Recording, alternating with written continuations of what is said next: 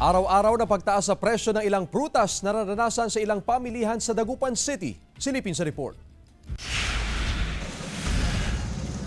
Hili-hilera na ang mga nakapwesto na fruit stall sa A.B. Fernandez Avenue sa Dagupan City ilang araw bago ang bagong taon. Bahagi na ng tradisyong Pinoy ang maghanda ng mga bilog na prutas na pinaniniwala ang nagdadala ng swerte sa pagpasok ng bagong taon. Si Margie mula sa Lingayen, sa December 31 ng umaga na lang daw bibili ng prutas para siguradong aabot sa New Year's Eve. Sabi nila kasi swerte daw, mas lalo pag bilog.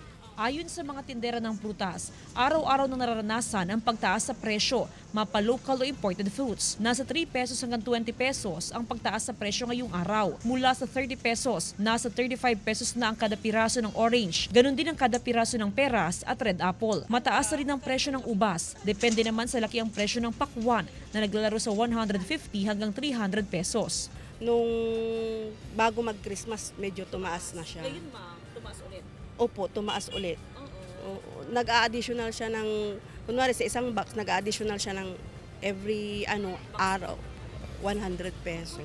Sapat naman daw ang supply ng prutas ayon sa mga negosyante. Wala na rin naman daw inaasahang muling pagtaas sa presyo hanggang sa bispiras ng bagong taon. Kasama si Daryl Peralta, Jasmine Gabriel Galban, One North Central Luzon.